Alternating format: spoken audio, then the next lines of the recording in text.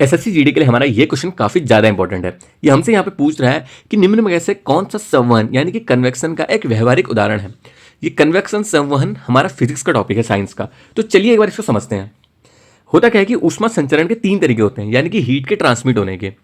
एक हमारा होता है कंडक्शन, दूसरा कन्वेक्शन और तीसरा रेडिएशन। कंडक्शन हिंदी में हुआ चालन, कन्वेक्शन हुआ संवहन और रेडिएशन हुआ विकिरण।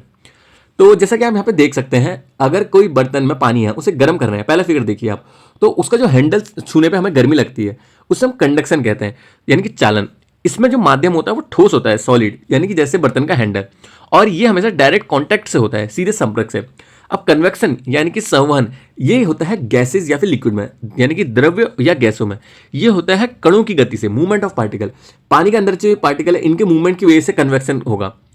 और जो रेडिएशन है, जो हम नीचे से देख रहे हैं कि नीचे जो आग लगी है, उसमें हल्के हल्के हमें दूर से गर्मी लगती है, अगर बिना आग को छुए भी, तो वो रेडिएशन की वजह से होता है। इसमें मीडियम की कोई मतलब आवश्यकता नहीं होती है। ये निर्वात में भी होता है, यानी कि वैक्यूम में। और आप यहाँ पे भी देख सकते हैं दूसरी प्रोसेस। बाकी चलिए, हम हमारे क्वेश्चन में हमसे संवहन यानी कि कन्वेक्शन के बारे में पूछा था, तो हम उसे समझते हैं। संवहन केवल द्रव्य और गैसेज में होता है, यानी कि लिक्विड और गैस में। जब द्रव्य या गैस का कोई भाग गर्म होता है तो उसका घनत्व यानी कि डेंसिटी कम हो जाती है और वो हल्का होकर ऊपर की ओर उठता है। ऊपर का ठंडा भाग भारी होकर नीचे को आता है। इसी निरंतर ऊपर नीचे की गति से ऊष्मा का स्थानांतरण जो होता है, उससे संवहन धारा यानी कि कन्वेक्शन करंट बनती है।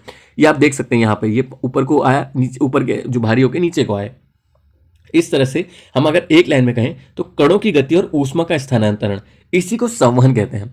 अब अगर इसका एक प्रैक्टिकल एग्जांपल सही है संवहन का, जैसे कि स्टोव पर पानी गर्म हो रहा है। आप इस वाले फिगर को देखिए, स्टोव पर जो हमारा पानी गर्म हो रहा है, स्टोव की ऊष्मा नीचे वाले पानी को मिलती है। नीचे का पानी गर्म होकर हल्का होने लग जाता है और गर्म पानी ऊपर को उठने लगता है। ऊपर का ठंडा पानी फिर नीचे को आ जाता है और इस चक्र से पूरे पानी में ऊष्मा फैल जाती है इसके अंदर। इसलिए ये संवहन का सबसे सही उदाहरण है और व्यवहारिक भी, जिसे हम कहें अगर। तो चलिए हम अपने एक बार ऑप्शंस देखते हैं कि हमें ऑप्शंस में क्या क्या दिए गए थे। पहला हमारा है कि आग के पास हाथ गर्म होना, आग के पास हाथ गर्म करना। इसमें ऊष्मा सीधे हाथ से आग तक नहीं पहुंचती है। इसमें द्रव्य या गैस की धाराएं भी आवश्यक नहीं है। यह रेडिएशन का एग्जांपल है, रेडिएशन, विकिरण। दूसरा हमारा है निर्वात के माध्यम से ऊष्मा का संचरण, यानी कि वैक्यूम। अभी हमने पढ़ा था कि निर्वात में ना द्रव्य होता है ना गैस, संवहन संभव नहीं है, केवल विकिरण होता है। तो यह भी हमारा रेडिएशन का है।